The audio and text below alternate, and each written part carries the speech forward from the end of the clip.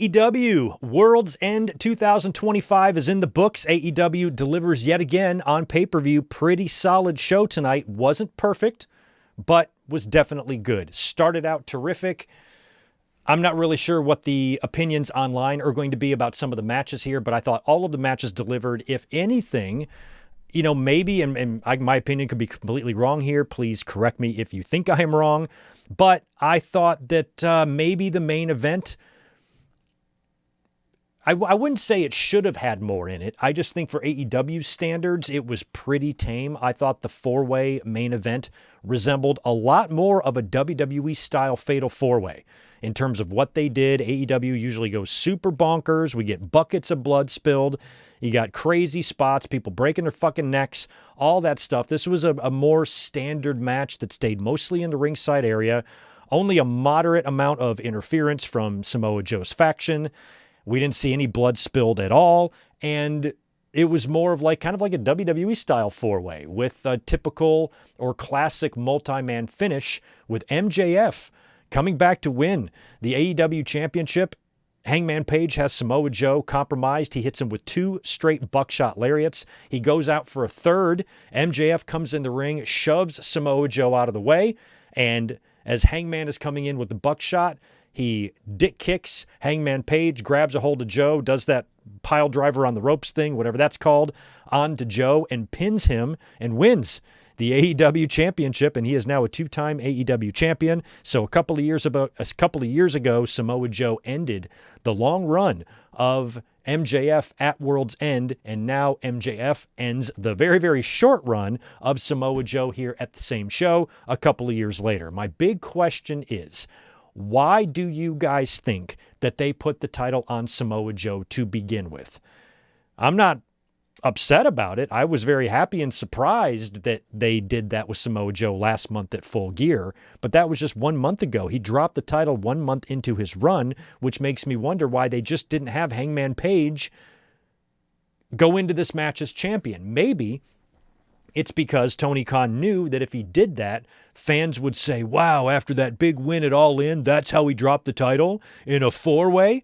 I think maybe some of those conversations would be going on. So at least last month, having the shock win one-on-one with Joe maybe carried a little bit more weight because Joe was bloody. It had the betrayal in there, and it was really good. It was really well done.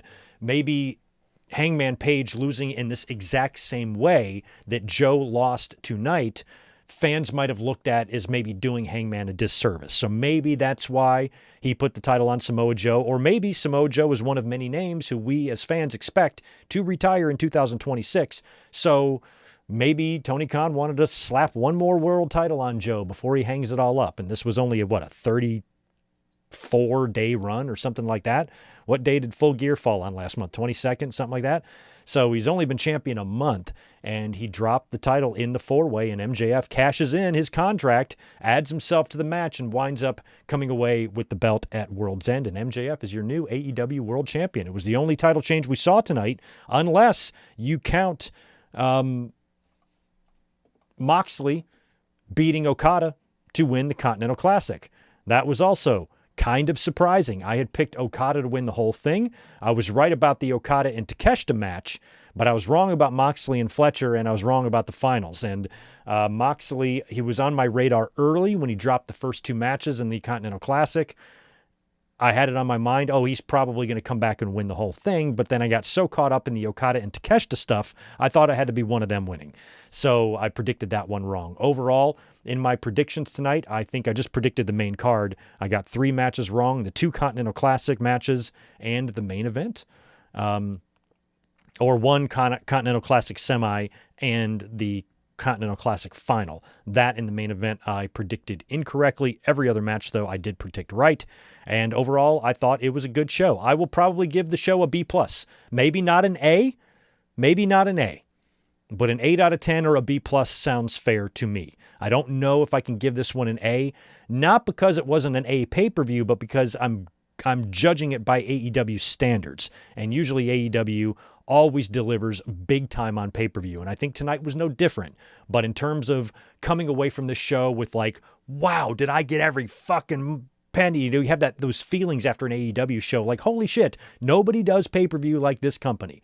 This one felt a little bit more standard or run-of-the-mill and doesn't overly stand out to me as one of AEW's best. So I'm going to go a B on this one. B plus, somewhere in there. And some of the stuff I thought was a little bit off balance. Like, for example, the way Joe beat Hangman for the title at Full Gear, that was a very bloody match, was it not?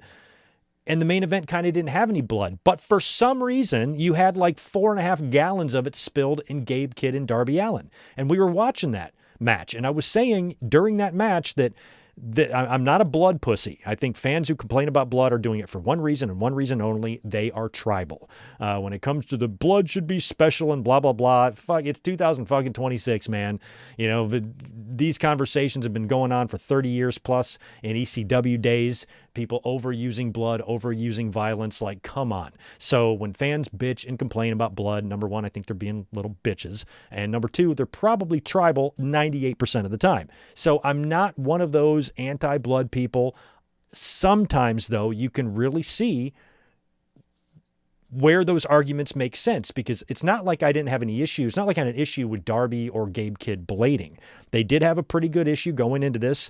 You know, Gabe was instrumental on lighting Darby on fire, that crazy match they had, whenever that was.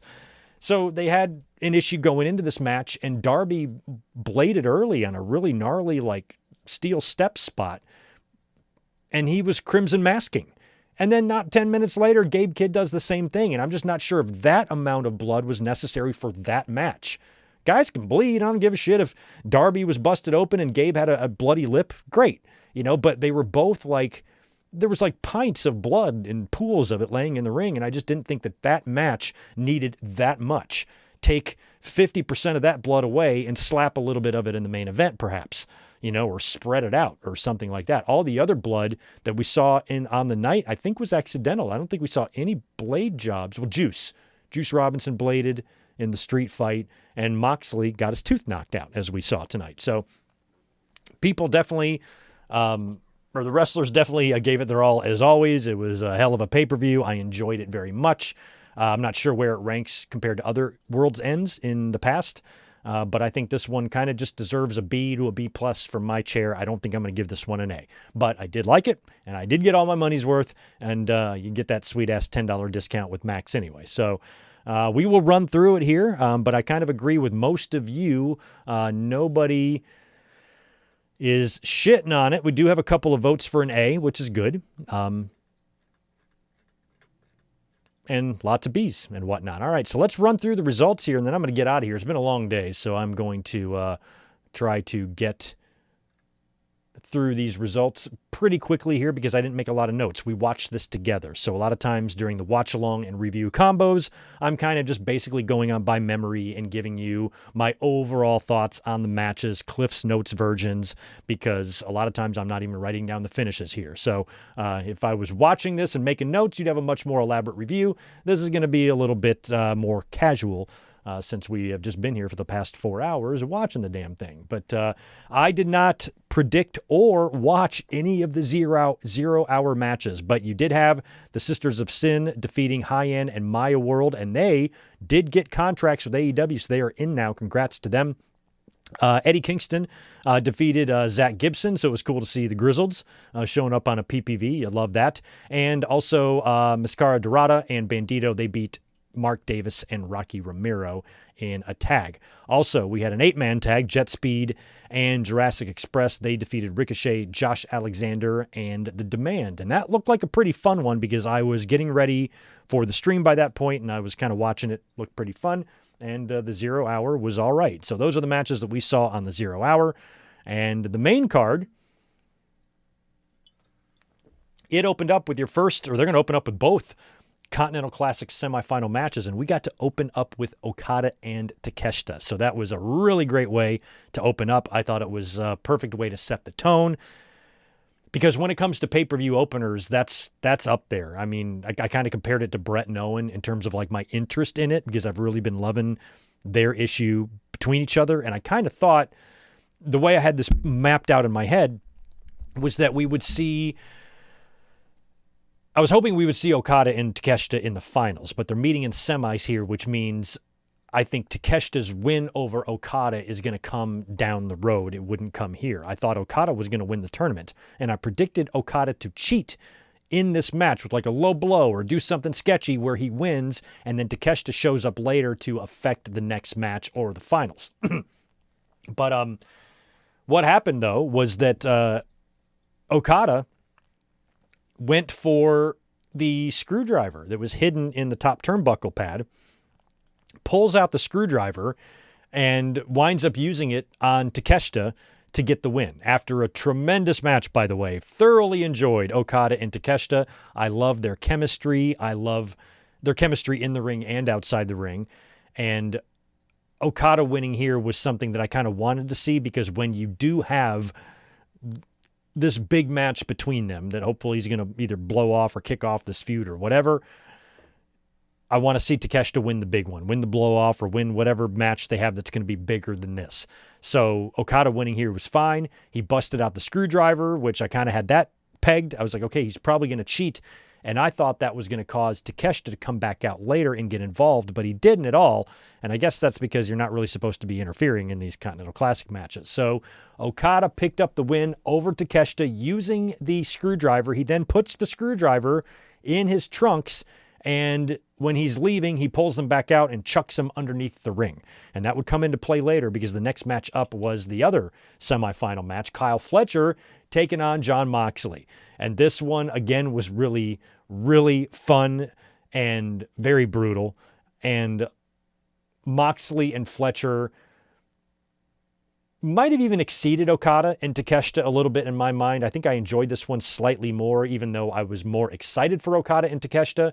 Moxley and Fletcher really did surprise me. And plus, you had to have the whole thing in the back of your mind with Moxley that he could actually win this thing, which is what I thought about a few weeks back. But I also thought Fletcher winning, which is who I predicted, Fletcher beating Moxley, you put Fletcher and Okada in the Continental Classic finals, and then you have Takeshita getting in the mix there or coming out at the end or being a part of it in general. And not only are you now going to have a good Okada and Takeshita pay-per-view match on the horizon sometime in the future, you've now got a lot of dissension in the Callis family between all three of those guys. And if you book a triple threat, whether it be on pay-per-view or TV somewhere, Okada, Takeshita, and Fletcher, that is some nice, sexy sounding wrestling right there. So I was kind of hoping that it was going to be Fletcher beating Moxley here, but what I liked about this is Fletcher, he tried to cheat too. And it sounds like he might have been the one to plant that screwdriver in, or at least Don Callis did, and Okada got to it first. And the announcers covered for this by saying that Fletcher was not paying attention or watching the other semifinal because he was too focused on preparing for Moxley. So they already made that point that Fletcher wasn't watching the match, because if he was, he would have seen Okada use the screwdriver and knew it wasn't there. So he went for the screwdriver, and he's freaking out, and he's going to every corner looking for the damn thing and can't find it.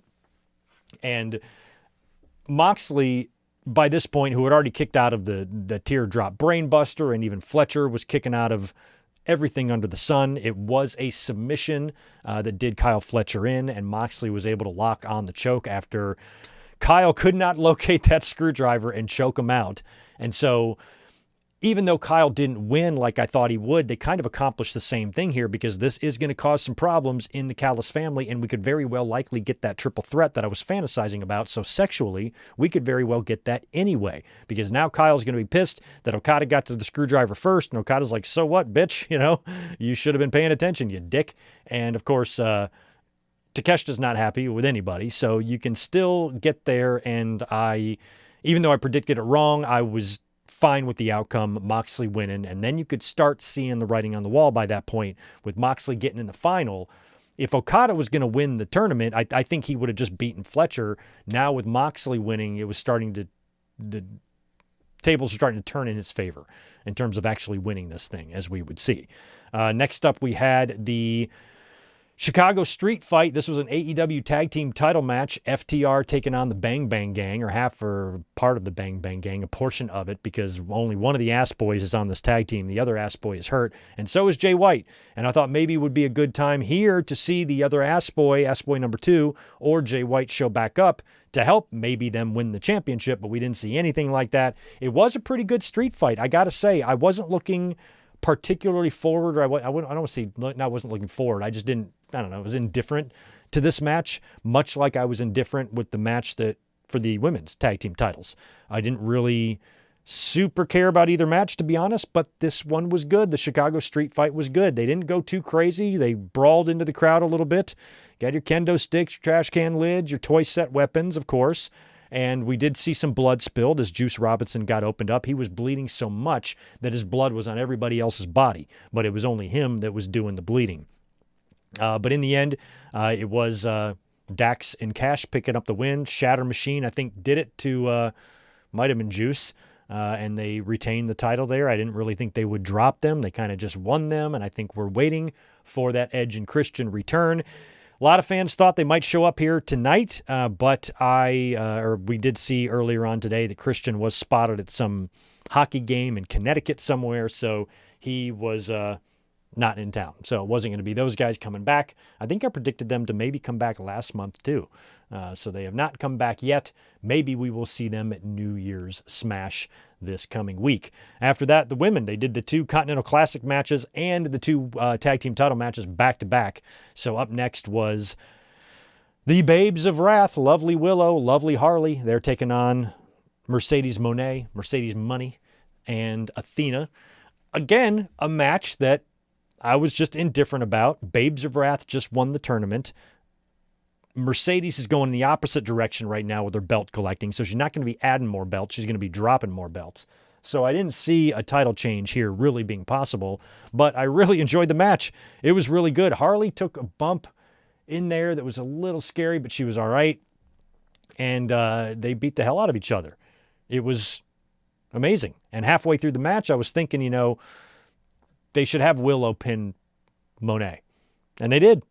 Willow got the pin on Mercedes Money, and that set up now a TBS title match that's going to be at New Year's Smash between Mercedes and Willow. Mercedes is going to defend the title against Willow, and she cut a backstage promo a couple of matches later. Mercedes did after that, and she was screaming, throwing a temper tantrum. The downward spiral is now officially beginning, and she looked right into the camera and said that at New Year's Smash, she's going to kick Willow's fucking ass. So we had an F-bomb dropped. I think she said fucking. She said fucking something. So dropped an F-bomb. That was fun. Always fun when wrestlers drop an F-bomb. And it's not even the Lord's Day, so it's all good. It's fair. It's all fair, man. So that was good. Wasn't surprised at the outcome there. Didn't think the champs were going to drop the belts there, but having a little Mercedes Moné temper tantrum later on, really did enjoy that. And after that was the Darby Allin and Gabe Kidd match that I mentioned. And again, I was looking forward to this thing because Darby's going to be Darby, and we're probably going to have a pretty fun match here. But I never say this. I never, ever say this. I actually think we had a little bit too much blood in this match for my taste. I'm not anti-blood. I'm not a blood pussy. I don't complain when AEW bleeds too much unless it happens in every match. Then I might acknowledge it. Okay, and if Moxley, blades during the introductions, then I might mention it. That type of thing. When AEW goes overboard, that's when I mention it. I don't care if it's in 2 matches. I don't care if it's in 3 matches. None of that bothers me. I just don't jump on that whiny bitch train ever.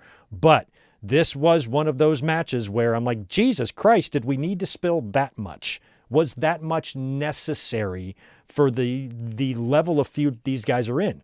This is a mid-card pay-per-view match, featuring one of one of AEW's top stars, Darby Allin, of course, but I thought that maybe it was a bit too much on the blood there. Now, Darby Allin bladed first in a pretty creative spot, I thought. They had pulled the steps away from the ring post, I think flipped him over to where you've got this like steel plate base on the bottom. And of course the inside is hollow. So Gabe Kidd put Darby Allin, like in slingshot position, but he put Darby's face inside the steps and then slingshotted him up into the metal plate, which came flying off. And that's when Darby bladed, and Darby bladed pretty hard. He had crimson masked himself pretty early on. So that wasn't offensive to me. I'm like, yeah, it's Darby. Darby just does crazy shit. He just took a sick bump there, bladed. He's got a lot of blood on him.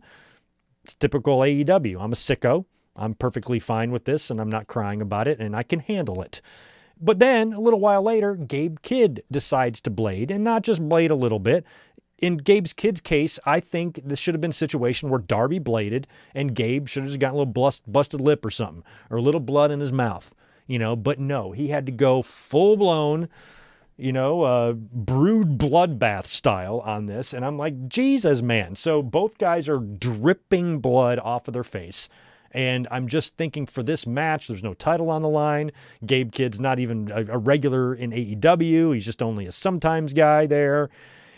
And I just didn't think that all that was really that necessary. You could have gone with a third of the amount of blood and it would have been fine. So maybe that was a perfect example of when you can go too far with the blood. That is a good example of maybe it not being necessary. But it was still a fun match. Darby Allin, I had all the confidence in the world in that victory that he was going to win this one. There was no way he was going to lose to Gabe Kidd. And maybe the sickest spot might have been just the coffin drop from the top to the floor, which he's done a bunch of times. But this particular one was more thuddy.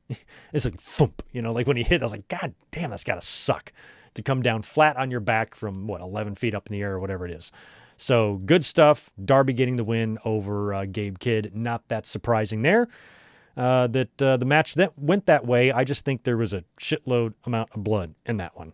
The mixed nuts match was even pretty fun. So this was a lot of fun for a couple of reasons. One, it was just a bonkers, crazy, extra kooky-ass match to chuck on a pay-per-view, but it also pitted a husband and wife against each other. So it was Timeless Tony Storm and Roderick Strong teaming up with the conglomerations, Mark Briscoe and Orange Cassidy. They took on the Death Riders, Claudio, Daniel Garcia, Wheeler, and Marina Shafir. So we got Roderick on one side and wife Marina Shafir on the other. AEW acknowledges a couple of the relationships like Moxley and Renee, but they kind of don't acknowledge Roddy and Marina. They don't acknowledge Juice and Tony, I don't think either. But this one was actually kind of fun. And when Roddy and Marina did come face-to-face in the match, the crowd did pop for that hard. I thought Tony Storm looked tremendous in this thing. This was pretty fun. It didn't go too crazy. It was just more of like a fun match, a good match to maybe take a quick break. But if you watched it, you probably somewhat enjoyed it. I did. I thought it was good. And it was the babyfaces getting the win. I figured they would based on how the go-home stuff went in Hammerstein with Tony kind of getting knocked out by one kick by Marina and the heels kind of standing tall there. I thought the babyfaces should get the win here, and they did. Big celebration after the fact. We had a big throuple. So we had the conglomerations, Willow and Harley Cameron then showed up, and then Marina Shafir also came out. So we had the Babes of Wrath out there, the conglomeration, and the Timeless Love Bombs, and Roderick Strong, all out there celebrating together. That was pretty fun. Then it was time for Chris Statlander versus Jamie Hayter. I enjoyed this one. This one, what was appealing to me about a match like this is that these women are hosses.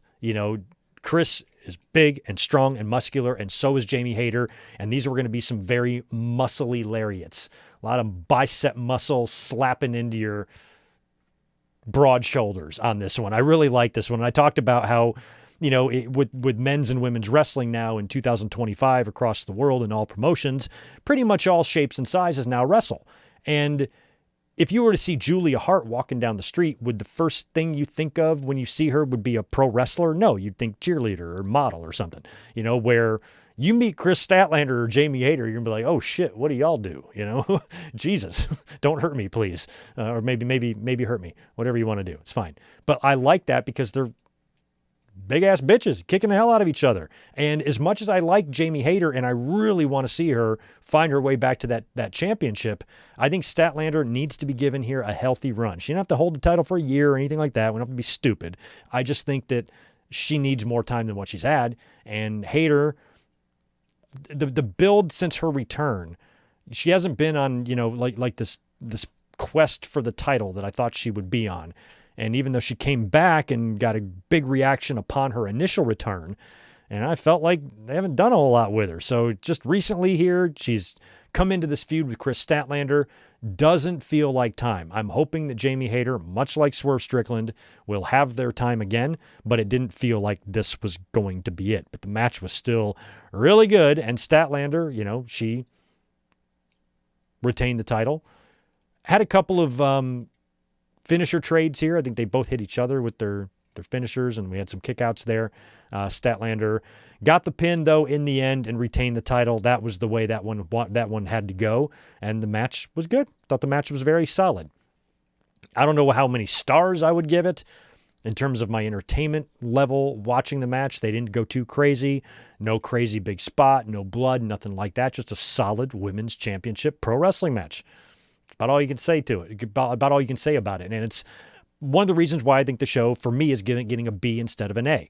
Good match, but good was about it. That was it. It was just a good match. Solid match. Happy that Statlander won. Didn't think she was going to lose. So not only was the match good but not great, it was also not surprising in terms of the outcome. So they didn't do anything that I wasn't expecting to see, if that makes sense. Then it was time for the Continental Classic final. Jon Moxley one-on-one with Kazuchika Okada for the first time in history. First time they've ever met one-on-one. That's pretty fucking awesome. So we got that match a little bit slower of a start than the earlier two Continental semis. Moxley, you got to remember, was out there missing a front tooth. He got his tooth cracked. And Moxley and Okada both cut promos prior to the match backstage, and Moxley kind of talking through that broken tooth was pretty funny. So he's got cracked teeth, and now he's got to go back out there and wrestle again. And this one actually was really good. I enjoyed this one too. It didn't go the way I thought it was going to go.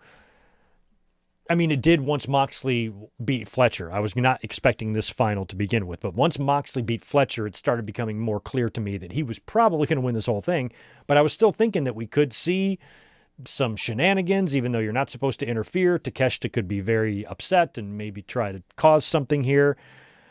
I didn't know. And the match was, in terms of the match in the ring, it was very solid. For the first time these two guys have faced one-on-one, I appreciated and enjoyed, hey, buddy, Okada not having any intimidation factor at all with Jon Moxley. Like, he was rising to that challenge. He wasn't looking at Jon as, as somebody that is, that he's an underdog too. He stood toe-to-toe with him. And he looked at himself as someone who was on Jon Moxley's level, had no problem flipping him the bird a couple of times, even when he tried to do it once before, one more time. I think Moxley grabbed a hold of the finger and tried to bite it off. Even tried to bite Okada at one point in the match, and I don't know how. That was in the semifinal. Moxley went for a bite, but after he had gotten his teeth smashed, so I don't know how effective that was, and it probably hurt like hell. Probably hurt Moxley more to bite somebody than it did his opponent. But Okada stood toe to toe with Moxley in there for the whole thing. And I thought the match was good. Really, really solid match. In the end, I think it was just the paradigm shift for the win. Moxley had Okada locked in the choke a couple of times. Moxley hit Okada. Okada had a couple of rainmakers in the match. And I think Moxley, honestly, he hit the best rainmaker of the match. He hit a rainmaker on Okada that I thought of the 3 or 4 we had seen up until that point, that was the best one.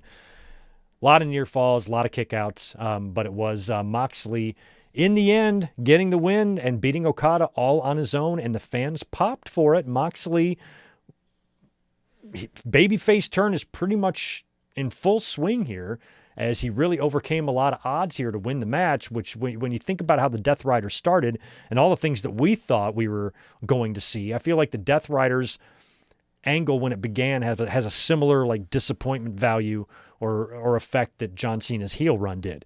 You know, at first you're like, oh, this feels big, just like John Cena's heel turn felt big, and then they both just kind of after that. So Moxley going from this Death Riders angle to where they're going to try to, I don't know, take over the business or change the business or whatever they're trying to do, to now, you know, winning the match in this like babyface fashion, doing it all on your own without any help from the Death Riders. Big change in things. And then when the match was over, Moxley celebrating, all of the Death Riders come out to the ring, and Moxley then cuts a promo. And again, it's almost like he's not even in the Death Riders, because he's cutting this promo talking about how this belt is not mine. It's everybody's. It belongs to all the people in the back that work their ass off, AEW this and AEW that, and the men and women who give it their all. But he's talking and he's cutting this promo with a missing front chiclet, so it's making his speech a little funny. And the way the Death Riders are all kind of lined up on one side there, I'm like, they're going to turn on him. They're going to fucking turn on him. And they didn't. They were kind of nodding along with what he was saying. I was looking at Yuta and Claudio and Marina, trying to get a glimpse of them kind of like looking at each other like, what the fuck is he talking about? You know, but Pac wasn't out there. So I feel like Pac would have had to be out there for that turn to fully happen. So he was just allowed to cut his promo, this babyface promo, how this belt isn't mine, it belongs to everybody. How many times have we heard that fucking shit? And I'm like, God, you were such a badass heel like 9 months ago. You're trying to suffocate and murder people. The guy who's on commentary right now, you tried to murder him, end his life, unalive him, off him, whack him. You tried to end him, 11 months ago or 13 months ago, whenever it was, what the fuck is it called? Wrestle Dream or whatever. All, you know, back in 2024, and now you're Mr. I'm for the people man. It's just weird. So I feel like the Death Riders are going to turn on him, and maybe Pac will emerge as the leader there, or they disband altogether, or they replace Moxley with a new leader, or they don't have a leader. I don't know. We've seen WWE go through leadership changes in the Judgment Day, and that faction is still going. So I feel like the Death Riders can achieve something similar. But Moxley winning the title in babyface fashion was interesting. It was interesting. Right on. One more match, and then we're going to talk about our year predictions that Ruben is hitting us with. And that leaves us with the main event. It is the four-way match for the AEW title. It's Samoa Joe defending against Swerve Strickland and Hangman Page and MJF. I predicted this match wrong, but I didn't give this match a lot of thought. The reason I just predicted Samoa Joe instinctively and without really thinking about it, because he won the title 33 fucking days ago. He just won the title at Full Gear. Dropping it now would just make me wonder, why did he win it? Great. Samoa Joe's now a two-time AEW champion. I'm glad he's got another world championship on his resume before he retires. Samoa Joe's one of the greatest of all time. I fucking love him. I'm not complaining at all that he won the title. I'm just wondering why you would do it when you're just going to have MJF win at World's End. Like I said earlier, maybe one possibility is that Tony Khan pays attention to how fans react to shit.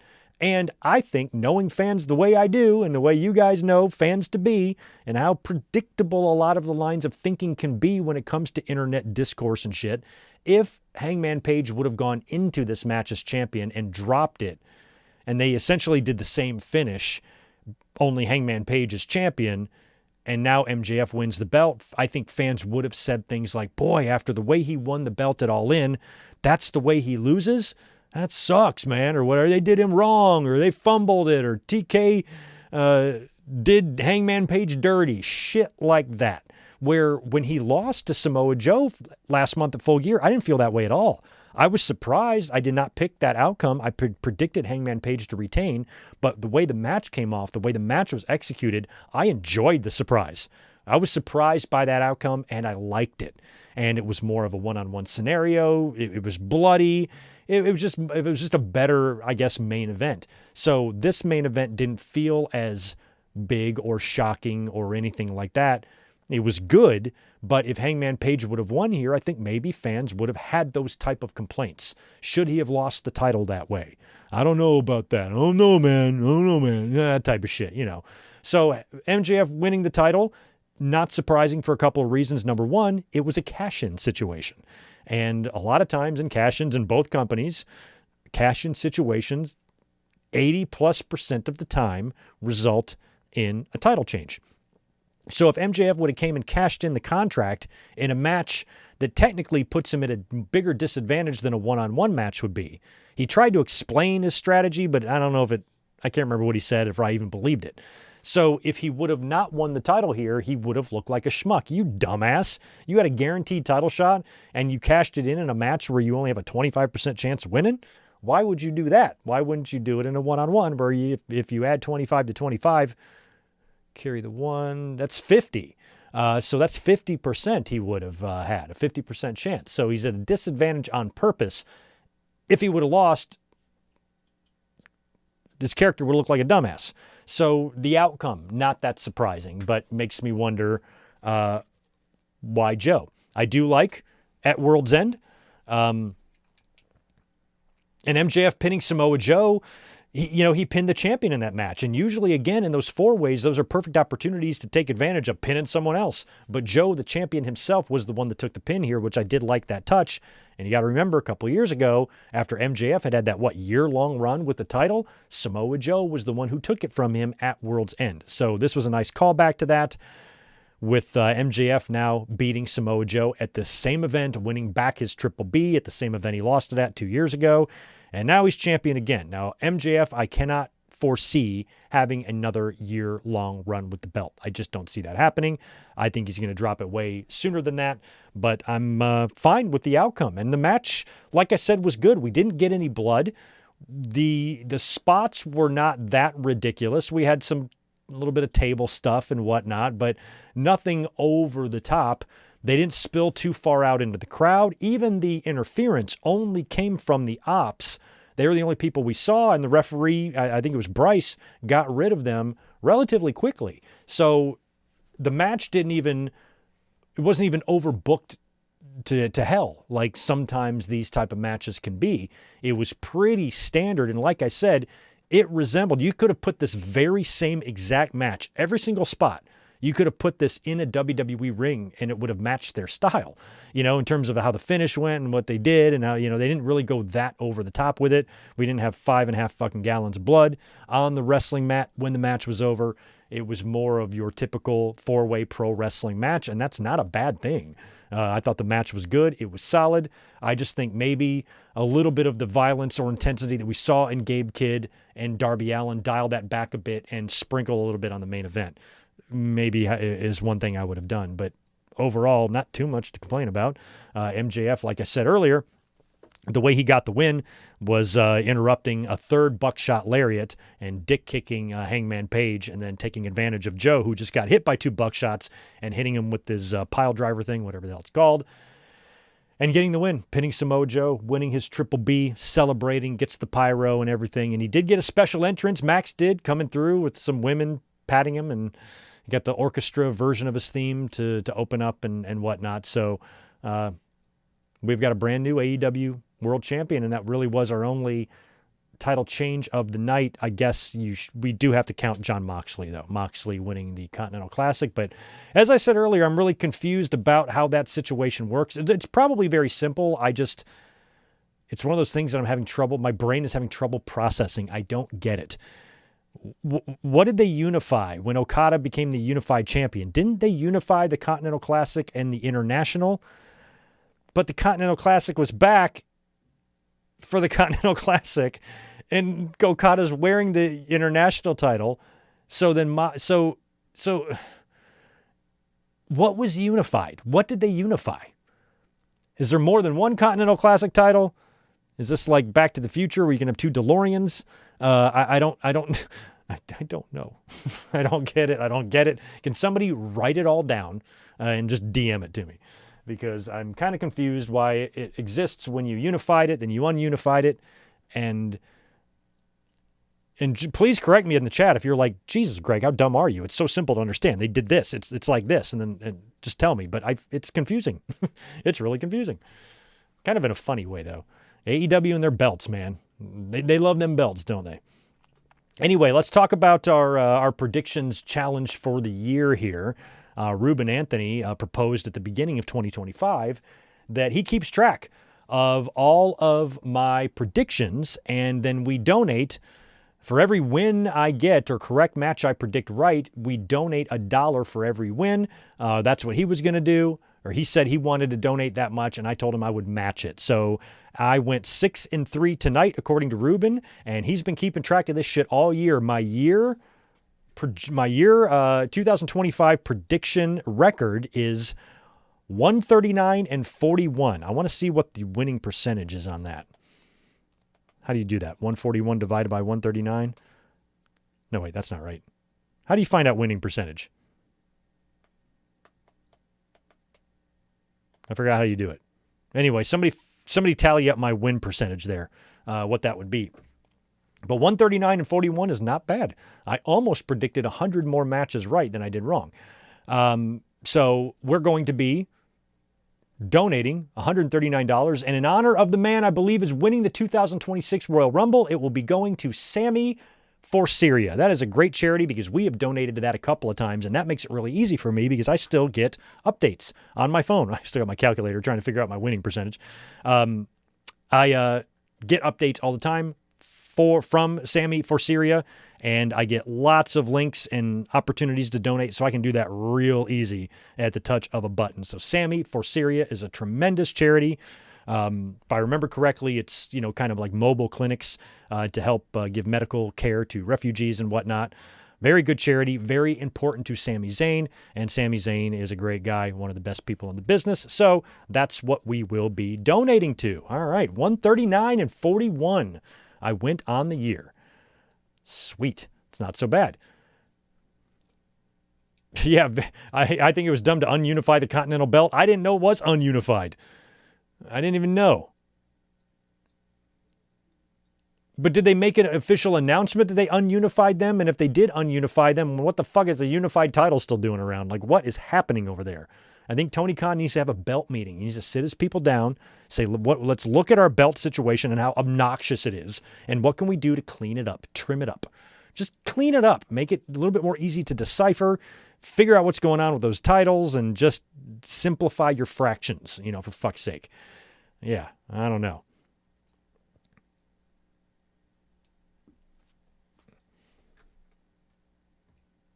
Yeah, that was a couple of relatively short reigns back-to-back. Hangman was somewhat healthy. What do you have, 4 or 5 months? That's not so bad. But Joe was just a month. And now MJF being champ, he ain't holding that thing for a year again. That's way too long. I'm gonna go 5 months on MJF. I'm gonna go double or nothing on MJF, and he'll cough that sucker up by then. I think. You might want to save a title change for All In as well, though. What do you think your All In main event is going to be at this point? Next year, which I think it's going back to London, isn't it? And the Owen will come before then. Yeah, I don't know. I think Tito wants to eat. It's been 5 hours of streaming here, so I think I got to get out of here. Yeah, you want to eat? Get them big fangs? Yeah, there we go. Clean up your eye boogers. Do you guys have cats? Do they have eye boogers too? I'm always cleaning out this guy's eye boogers. Aren't I? Well, he's kind of in charge, and he's telling me that it's time to go so I can give him love, attention, and food. That's what he needs. That's what he needs to survive. So Tito is going to call it. But thank you guys for hanging out with us tonight. It was another fun pay-per-view to watch together. I'm glad we got a chance to do that. Keep in mind, like I said, there isn't going to be a classic watch-along tomorrow, but we might be here for Raw, although the big one is coming up on January 5th. January 5th, we will do a watch-along of Raw. You will see me again, though. I'm not going to sign off here for the year yet. You will see me in some form before we get to the 31st. But this is definitely going to be, unless we come up here on Monday night, this is probably the last live stream of the year. I mean, we'll be here in a few days for the podcast and whatnot, and you'll see some YouTube shorts from me. But in terms of live streaming, at least watching a pay-per-view, this was our last one of the year. So it was another fun year. We watched a lot of AEW and WWE shows together. I think I missed a few AEW ones, but we did get a chance to watch a few of these, and we watched a lot of WWE events, and it was another fun year of streaming here on the channel. 57%, that's it. My winning percentage is only 0.57. That sucks. Thought it was higher than that. Wouldn't it be 50%? 57%? Oh, I guess. Oh, no, it's 70. It's 77%, not 57. Yeah, 57 feels like I would have a lot less wins. Yeah, 77.2 win percentage. Right on. Let's do it again in 2026. Hell yeah. And we'll be starting that off probably, I guess, with probably with Saturday night's main event. I don't know if I'll predict Raw, that January 5th Raw. I don't know if I'll bother doing predictions for that, but maybe Saturday night's main event, and then, of course, the Royal Rumble, and then Chamber, and then Mania, and then we're off to the Revolution, and then we're off to the races. So, yeah, 7.2 win percentage for the year. Not bad. Not bad. If I was a basketball team, that would be considered a pretty good record, I think. I'd be pretty good. I'd have Jordan on my team. So, right on. Are we watching Dynamite Wednesday? No, Dynamite, I'm going to be working. Wednesday is the 31st, so that's New Year's Eve. That's a big night for me at work. That's why earlier when I thought that maybe it was on Wednesday, it was Wednesday last year. But yeah, New Year's Day, I am off. New Year's Eve, which is Dynamite, I am working, so I will not be home for that, unfortunately. But I will watch it and give you guys some thoughts on it at some point. And yeah, in just a few days, we are done. So I wasn't sure last week during the Classic Watch Along. I was telling you guys that we might be watching our last show on Peacock. I wasn't sure if we were or not, but I'm going to work tomorrow. If for any reason anything falls through tomorrow, I don't wind up working, I just think I'm going to go in. We'll do it. I'll find a show last minute, pick out one of them Starcades or some shit, and we'll do it. But likely you're not going to see me tomorrow. And you may or may not see me on Monday. I'm trying to figure out what my schedule is. Errands and doctor's appointments, all that shit. So I got to figure out that if you see me or not. But I will be sending you guys some sort of a video message, and we'll be talking about something wrestling related between now and January 1st. But I still want to thank you guys for another great year, and thank you for hanging out for a good, 5 hours tonight for a really, really fun pay-per-view, watch along, and review. You guys have a great rest of your night. Thanks again. Thank you for another great year. Love you all. And we'll be catching y'all pretty soon. Have a good one. Peace.